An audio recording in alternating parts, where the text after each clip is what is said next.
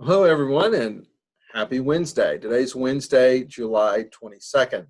You actually may not even receive this video in your inbox until tomorrow on Thursday. But whenever you watch it, happy middle of the week. I wanted to reach out in video fashion just to touch base with you very quickly on a couple of things. First of all, to let you know that I'm going to be out of town for the first 2 weeks of August, including the first two Sundays. That's Sunday, August 2nd and Sunday, August 9th. Now, rest assured, you'll be in good hands. However you connect with us, whether it's in the sanctuary or online, I'm delighted to share with you that Brian Jones, who was the immediate interim pastor just before my arrival about 5.5 years ago, will be with us for both of those Sundays. Brian, obviously, still in the area. He is with North Star Church Network here in Northern Virginia. He has filled in for me since my coming and is always welcomed. And he's a good friend, and I'm delighted to share the pulpit with him. Brian is going to be leading that first Sunday, as we always do, a gathering for the Lord's Supper, and we're going to have some time of testimony, both integrating some of the new technology that we have, allowing people at home to be a part of the service a little bit more intimately, and I'm excited about that possibility for the weeks to come, but certainly for the testimony kind of Sunday that the second will be. I'll be sharing a little bit more with you next week in next week's Midweek Minutes, and I'll include my own testimony of what I've learned through this pandemic process as well. But circle that on your calendar for a couple of reasons. One, be praying for us as we travel. We'll be gone to take both Jordan and then Tyler to Clemson and to Auburn, respectively, as they get resettled. And then we'll be checking on our parents. I got a chance to see my mom as well as Kathy's mom and dad in Birmingham. So be praying for our travel time. It'll be nice to get away and nice to see family and to help the guys continue their process of moving forward academically. But that means I'm going to be away, and I'm delighted to have you circle your calendars to say Brian Jones is going to be with us those two Sundays. So however you connect, you'll want to be a part of that. I'm going to connect. I'm going to be watching from Alabama or from South Carolina that first Sunday, then Alabama the next. So you'll want to be a part of those special times together in worship.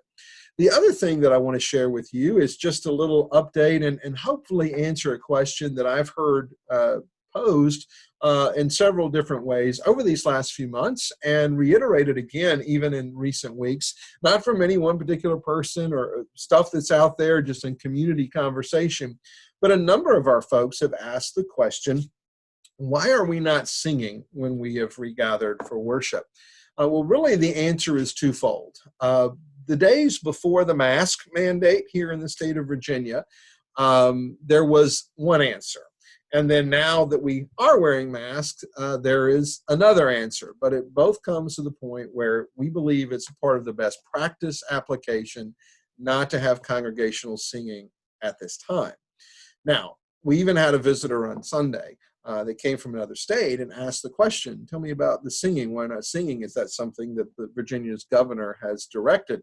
We know that in California, that is a part of that governor's order to not have congregational singing. And that's being challenged. That's another video. That's another discussion. But that is not the case here in Virginia. I told you that we have one of two categories all of these things fit in. One, it's either a part of the directive, the mandate, the things we have to do, like the social distancing, the mask, the no passing plates or food or communion, those kinds of things. That's a part of what is the executive order we have to abide by. The other items come from best practices, and that comes both from the state, the CDC, as well as denominational leadership from various levels, state, local, and even globally. So the singing is a part of the latter. We've not been told you can't sing, but if you sing, some of the protocols have to change. So back before the mask mandate, long before we even were considering regathering, the best practice for congregational singing was to change the seating distance from 6 feet to 18 feet. In other words, it more than doubles the social distancing required because of the projection of your voice, the projection of, I hate to be blunt, but the microbes in your lungs that you share with everyone around you. Now, that's just life. That happens when we go to a stadium, go to a concert, go to a restaurant, or sit around our own dinner tables, and certainly when we come to church, where happens to be one of the only places where we gather as a public to just do singing, unless we're a member of a chorale somewhere or something. So that's one thing that is missing, and we understand that.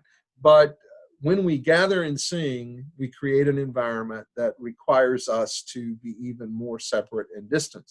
And we just weren't able to accommodate that with our sanctuary. And so we said, let's just keep that set aside. And so if you would like to explore that further, to check my homework, so to speak, on that, I'll be glad to send you some references on that, even a video that, quite frankly, if you want to see the conference from which most of this information came, you may not want to sing in public again. So, but if you have to see it, I'll be glad to forward that information to you. But many have said, well, but Pastor, we're wearing a mask. So why can't we sing if we're wearing the mask? Why doesn't that change the dynamic? And it does slightly, but it then turns the whole issue around. First of all, you know that we have been asked to wear a mask, not so that you who are wearing the mask will keep any kind of germ from getting to you. It does help for that, but that's not the design. We've been asked to wear masks to keep from spreading something that we might have, even if we don't know that we have it. It's true of maybe a common cold or whatever. When a surgeon does surgery and she's taken out an appendix or something, she's got on a mask, not so she doesn't get a germ from that appendix that's about to rupture. It's that she doesn't expose that open wound with something that she might be carrying, even unknown to her. So she wears the mask. And that's why we're wearing a mask, and that's why we've got to do it as a community to make that effective. But if the mask design is to keep stuff in rather than to keep stuff out, well, doesn't the logic follow that gives us a safety mechanism to engage in singing? Well, here's the other answer to that. It might do that a little bit. With the projection, however, you're still going to push through even more, and you increase the risk of spreading something that you might have, even if you're unaware that you have it. The other thing is, it just really doesn't work very well. Number one, the mechanics of wearing a mask, and if you can't hear me very well, it's because I'm wearing a mask. The mechanics of wearing a mask are really designed for conversation. And chances are your mouth actually works very differently behind the mask. You may do a smile or something, but when you're speaking, you may not actually be moving your jaw in the same way. When you sing, it's very hard not to sing unless you just want to mumble the words, which that really doesn't serve the purpose, does it? That's not what you're missing. What you're missing is singing out. And when you dare begin to sing, well, this happens. I happened to be at a service outside not long ago where there was one little chorus, 2 verses of Amazing Grace. It was a graveside service. The chaplain leading the service actually said, we're going to sing, and we were socially distanced. We were outside. We were all wearing masks. We're going to sing a couple of verses of Amazing Grace. Most of you know the words. And she just actually kind of undid her mask a little bit. She was a little bit further back from the family and from those who were gathered in this very small, almost really private kind of setting. And she just began to sing and then kind of covered back up again. And I began to sing. And I didn't sing out like I normally do, but I began to sing Amazing Grace. And by the end of the first stanza, I was like, choking on my mouth. And so it really makes it very hard to sing, just the mechanics of it. However, if you are one of the ones who has a face shield, if you have maybe one of the bandana masks, maybe that dynamic's a little bit different. Well, then what you're doing is simply like breathing into that brown paper bag.